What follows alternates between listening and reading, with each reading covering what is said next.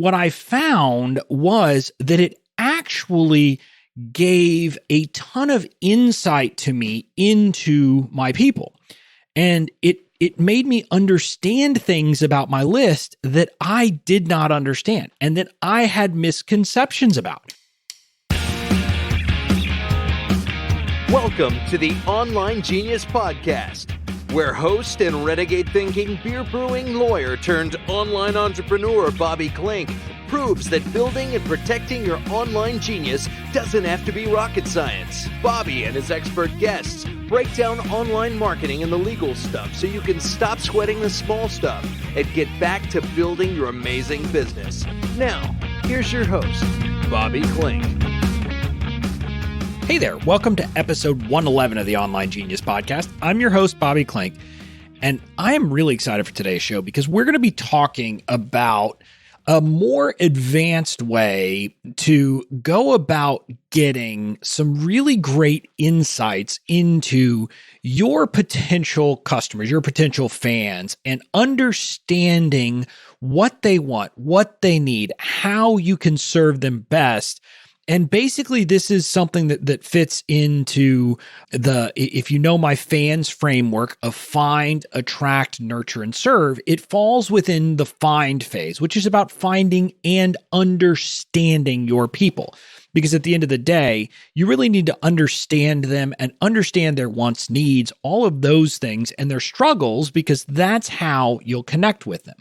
And the basic way to do it that I've talked about, and I talked about it in my workshop, my first 101 workshop, which was the Find Your Fans workshop, and I talk about it within the Fans First Society, is that you just go and spend time being with the people. You're with them in Facebook groups, in different areas, and you're part of the community, and you listen, and then you can ask some questions in these communities, and that will give you some insight. And when you do that, you get a very good view. And when you're starting out, that's really the best way to go. And it's about the only way to go.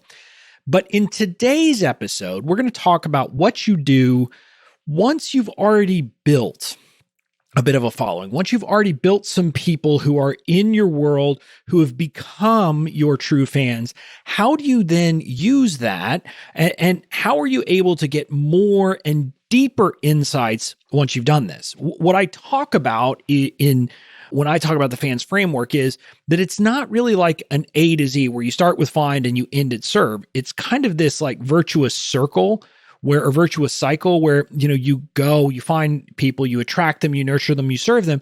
And then that helps you. You're able to kind of from there get a deeper understanding and improve what you've done in the find phase. And today we're going to be talking specifically about the concept of survey funnels and using surveys in the right way to get insights into your people, into your fans, etc. And we're going to talk about two different ways to do it. One is with just a standard quiz, and then another is with a much deeper level of open-ended questions that is kind of follows the ask method by Ryan Levesque. And I'm going to talk about both of those because I think each one of them serves a role, and each one of them I've used in my business. And by doing so, I've been able to get a much better insight into what my fans and potential fans need, want, etc. And so I want to talk about each one of them because I think these are both very valuable tools that you can use to help you in your business. So that's what today's episode is about. Let's dive in. And I want to start by talking about quizzes, because quizzes, a lot of people talk about quizzes quite a bit in the online space about how you can use them. And people talk about them as lead magnets, right? You can have a quiz that identifies things about your potential people, categorizes them, puts them in buckets, etc. And from there, that's a way to get people onto your list. Now, I've talked to some online entrepreneurs who've had some success with this method. And they've gotten some good insights. They've gotten some good leads, etc.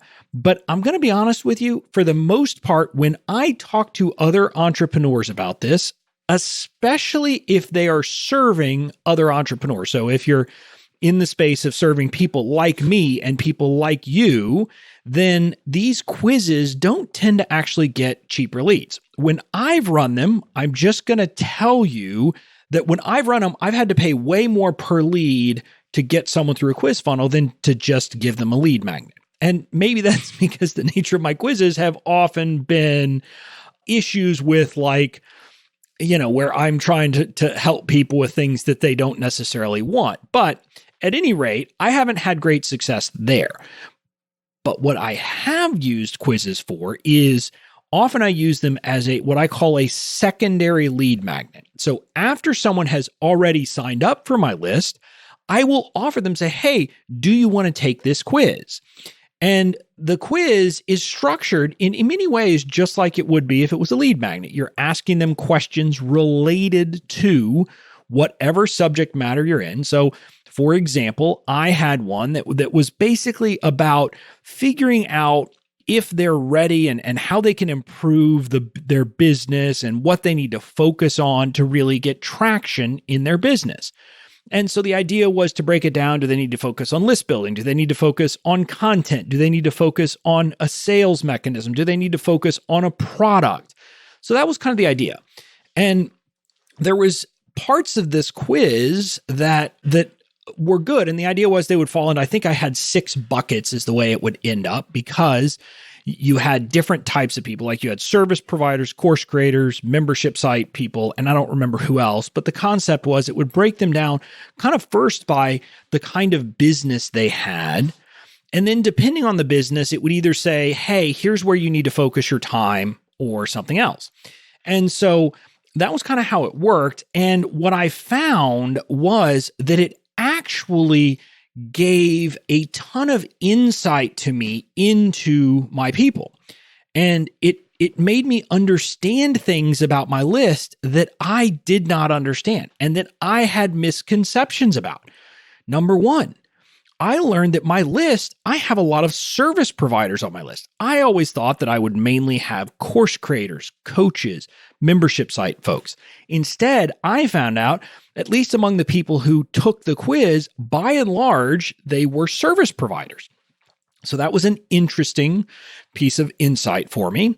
And that was something that I learned so I could talk about the need to shift. And most of them did want to shift, but they were currently in the phase of being a service provider. So I could understood that in my messaging, I could talk about the struggles of being a service provider, because look, when I was a lawyer, I was a service provider. And so I understand the pain. And so I was able to take that piece of information that I got from this quiz, and it could affect how I how I messaged more generally to speak to the folks on my list. So that was one important piece of information that I got. But I also learned very important things about where the people on my list are in kind of the journey from a beginning, just starting out entrepreneur to someone with a kind of business that is already generating revenue and kind of a fulsome business.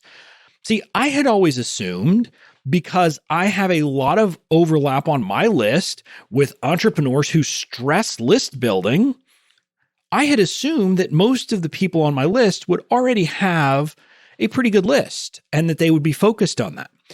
Well, the results of these quizzes told me that wasn't the case. It told me that the majority of the folks on my list in my community didn't yet have a list, or had a list of less than 100 people. And so that piece of insight was hugely valuable to me, because I realized, okay, if I could provide a freebie that would help people to build their list, that could be something that's quite valuable. But also it made me realize that even the people who had bought my product, my Fans First Society, chances were that they could use list building help in a very significant way. And so you can kind of see how these little insights, because I was using software called Try Interact, and so I could see the percentage of people who gave each answer on each question. And so I could see the percentages of people and I won't get the numbers exactly right, but it was something like 90% of the people on my list were adding fewer than, I think it was like 10 people a week to their email list. And I said, okay, that's something I need to talk about. I need to really help them overcome that problem. So that gives you a sense of how a quiz could really fit into your business and how it can be hugely valuable. Now, a quiz, the idea, I'm just going to break it down for you very quickly. The way you set up a quiz is you have to start with a plan. Obviously, you have to figure out what you're going to do. And the plan will end with a certain number of results. Normally, you're going to want to have something like nothing more than like 6 kind of buckets at the end. A lot of people would say ideally you'd have 4, but somewhere in that 4 to 6 range, which if you listen to me talk, I talk about that 4 to 6 range quite a bit. At the end of the day, you're going to have these buckets. And because you're going to have these buckets, you have to start with what are those going to be? And some of it might just be that you have buckets and then you have certain questions that don't affect what bucket people come in, but gives you some tags that you can put into your system. So for example, I could have had a system where I didn't need to have the results vary based upon what they did for a living, if you will. So it didn't matter whether they were a course creator, a service provider, something like that, but I could still put tags so that I would know that about people. So later I could segment. But I think in my quiz, I did in fact separate that way. But you need to figure out what are the buckets you want to put people in. And then you're going to design questions that you can then use to figure out how to put them in those buckets. It could be based on scores. It could be based on, if they answer one question a certain way, they automatically get put somewhere, et cetera. You can do it a lot of different ways, but you're going to create the buckets. Then you're going to create the questions that will kind of ultimately come into play. And then from there, you just have to create the results page, create all the things to get signups. But again, my view, if you're using this as a secondary lead magnet, you don't care that much about getting the signups. You care more about the info and the insights you're going to get. And so that is something that you need to think about, and you can use that and decide how you're going to structure things at the end of the day. But that's how you set up your quiz. Again, I can't tell you how to do it technically because you'd have to figure out, if you're going to use Try Interact or something else, and then tie it in with the service providers you use elsewhere. With me, I'm able to use, this Try Interact. I can just link it straight into Kartra. It can put all kinds of data. It can give me all the insights I need. So I'm able to do that. But you'll have to figure out how to do that. But that's the quizzes in a nutshell, how to do it. Again, the flow I use if you're trying to use it to get info is you bring them in on some other lead magnet, then you have them take the quiz so you can get the insights. And that's how I use quizzes in my business. I use that original quiz that I talked about where they are in their business, about getting traction. I did another quiz as part of my affiliate launch of Digital Course Academy, which again gave me confirmed what I knew before, that list building is a big issue, but also gave me other insights into my community. So that's a way that I would suggest think about adding a quiz as a way to do market research of your existing list. Now, that's the first level, but the more advanced level is to use the ask method that is taught by Ryan Levesque. If you haven't bought his book yet, I would highly recommend it. I will put a link in the show notes. And just so you know, Levesque is spelled like I always would have said Levesque. It's Levesque. I believe that's correct, but just search for the Ask book and you'll find it. And the concept of this book is very simply, it's how do you figure out what your customers want and what to sell them? Well, you ask them. But here's the thing. You can't actually ask them what they want because people don't know what they want. And so people don't actually have the ability to, if you say, what product would you like me to create? They're not going to give you the right answer. And so that's not how you do it. And he has a very involved process, and you can go through a number of steps. But at the base level, you're going to start with a very simple survey. It is called the Deep Dive Survey. And you're going to ask you can ask a little bit of information about them, just simple stuff that you're just kind of getting little tidbits from, but not a ton. But you should have, say, 3 to 5 questions, not a lot. And you really only care about one. And that is this question. What is the biggest challenge obstacle, or frustration you deal with related to. And then from there, you fill in a broad statement about the area that you handle. So let me give you the question that we asked in my deep dive survey. What is the biggest challenge, struggle, or frustration you deal with? Or I think we said challenge, pain point, or frustration you deal with related to getting leads and making sales in your online business. So you can see that the point of this is to be a very, very broad, open-ended question. You let people provide an answer. You provide basically a chance for them to just provide a paragraph or multiple paragraphs or however much information you want them to provide in a very quick and easy way. So that's what you ask. Now, again, you could ask a little bit of information before that. Then ideally, after that, you want to ask a couple of questions. You want them to leave their email address.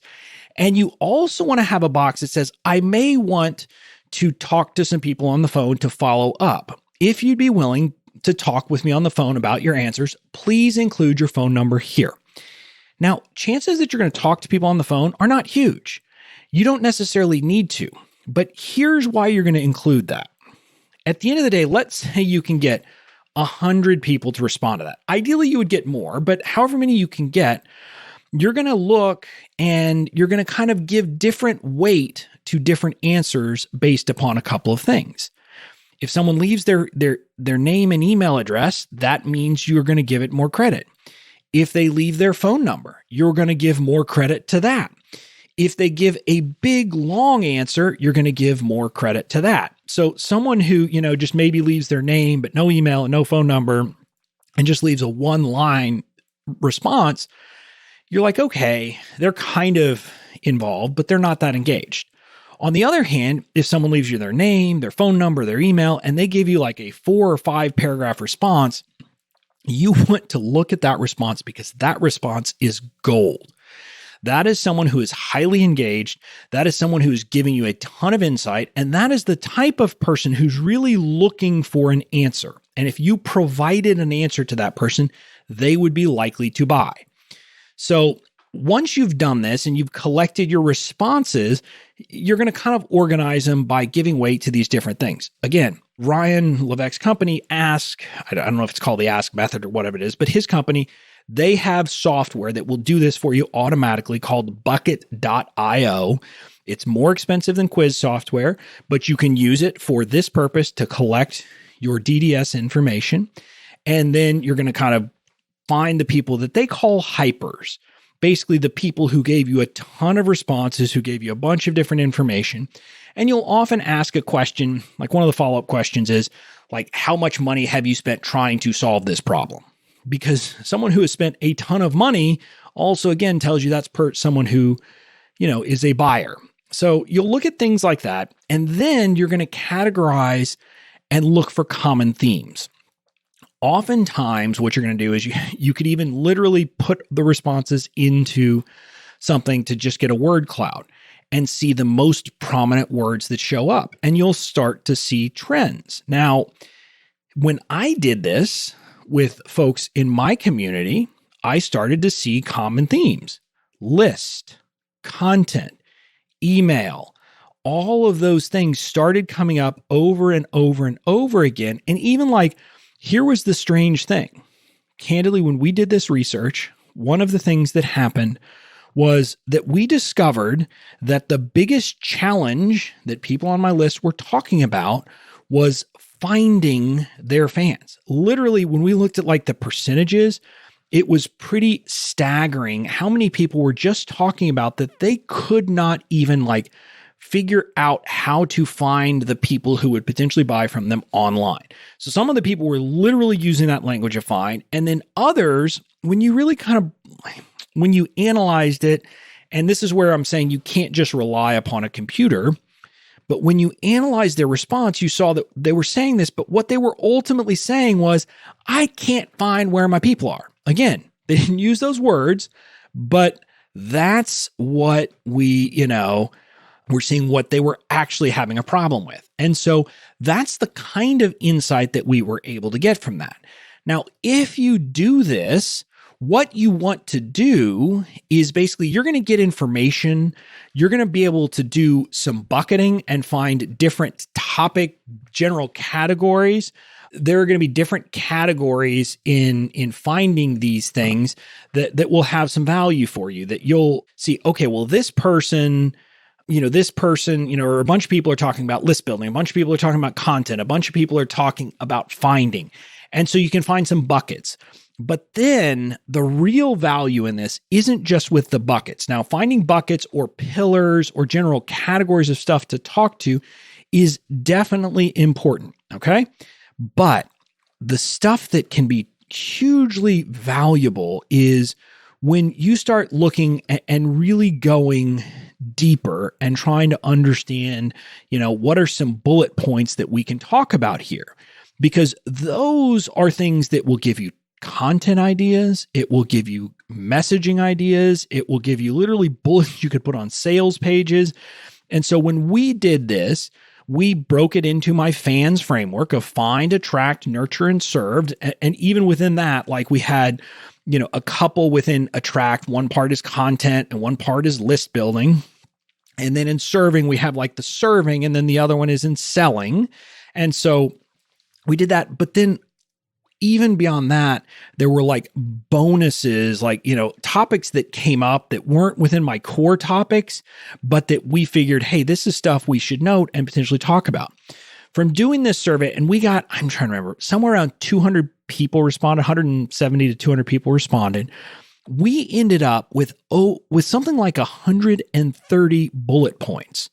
And what you can think about is each one of those bullet points is potentially a piece of content I can create. So like one of them is, people talk about, well, which channel of social media should I use to reach my people? Okay, boom. Hey, there's a content idea that I can talk about. I can come up with a Facebook Live. I could maybe do a podcast episode about that. I could say, okay, here is something that I could talk about. But also I understand that if I can wrap that into my Fans First Society and message it and talk about on my sales page, that you'll discover which social media channel to use to reach your people. Boom, I'm addressing that for people. So you get kind of how you would use this. And then another one is like, that we came up with a bullet from it is, how to create content, even if you need more ideas or don't have any great ideas. Because we discovered that in talking about content, people said, I don't know what to talk about. I don't know, I want to create content, but I have no idea what to talk about, or I only have a couple of ideas. And so we said, okay, boom, hey, that's a topic to talk about. How is it that you're going to be able to create content on a regular basis, create a content plan to attract people into your world, even if you feel like you don't have enough ideas? And so, that's like an example. Like, so some of these bullets are more refined and are very much about messaging, but you can kind of see how each one of these bullets fills in something that I can use in my business on a regular basis to do all of the things to build my business. Now, number one, I can attract people, because if I'm seeing that the people on my list, and I started with the people who had bought from me, so those are kind of the first people I got, and then I got people who hadn't bought but were in my community, but they were obviously people that I want to attract more people like this to my world. And so I said, okay, they're talking about this being a challenge. So if I'm talking about this, I'll be attracting more of those people. If I can help solve it, either with a freebie or with content or with something like that, I can help to attract people even more. And I can nurture my existing list, because they're going to say, wow, he knows what I need, and he is actually answering my questions and helping me solve problems, which is a good way to nurture people.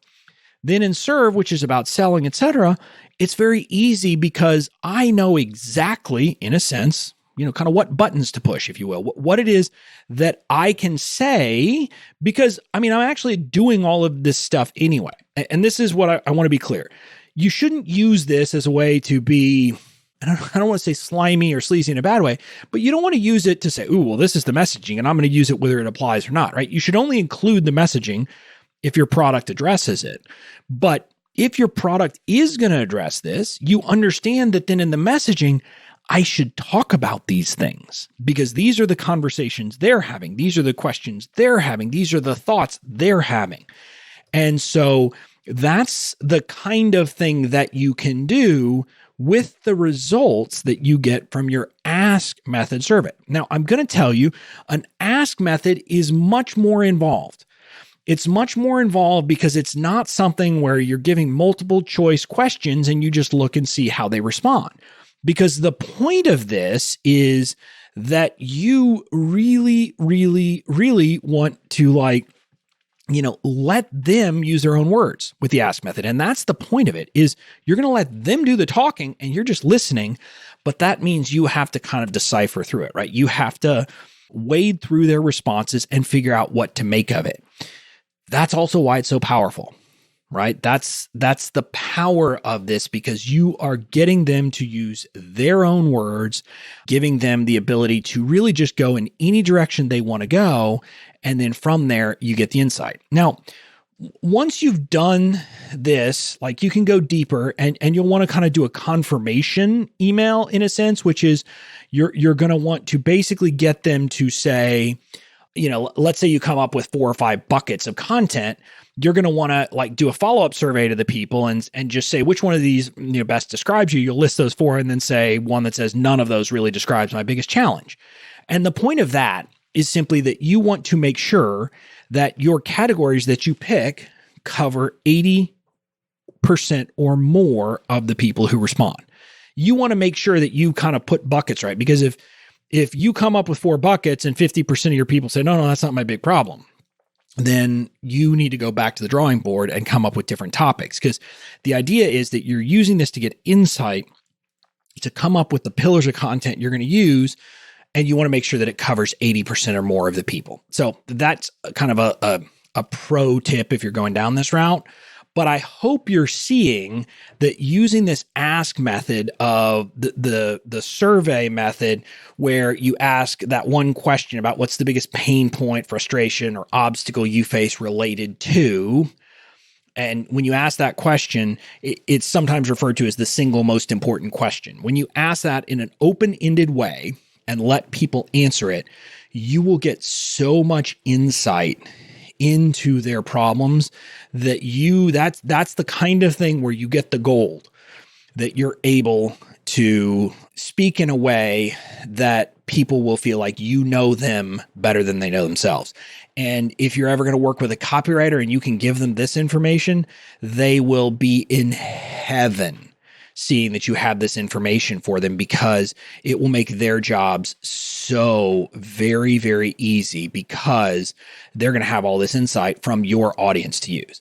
So that's my take on using survey funnels. That first level, the easier level, is doing surveys, is doing quizzes, And a quiz is about bucketing people. You get some insights, but you have to provide the responses. So it's much more kind of closed-ended. You're not getting as much insight. You get insight, but not necessarily, direct words and messages to use. Then the more advanced is to use the open-ended survey funnel that follows the ask method by Brian Levesque. And when you do that, you get the copywriting gold. You get the real kind of, their words describing what they need. Again, understanding that you're going to have to put in more work. So that's how I use survey funnels in my business. And I would highly recommend that you think about ways that you can use surveys. Once you've built an audience, start using these surveys, because when you get that information, you will be able to kind of refine all of your messaging, refine everything you're doing, and that will make things so much better in your business. So that's it for this episode of the Online Genius Podcast. I'll be back again on Friday with a Foundations Friday, and I look forward to seeing you then. Thanks for listening to the Online Genius Podcast. Make sure to tune in next week for more great tips, tricks, and strategies to help you build and protect your online genius.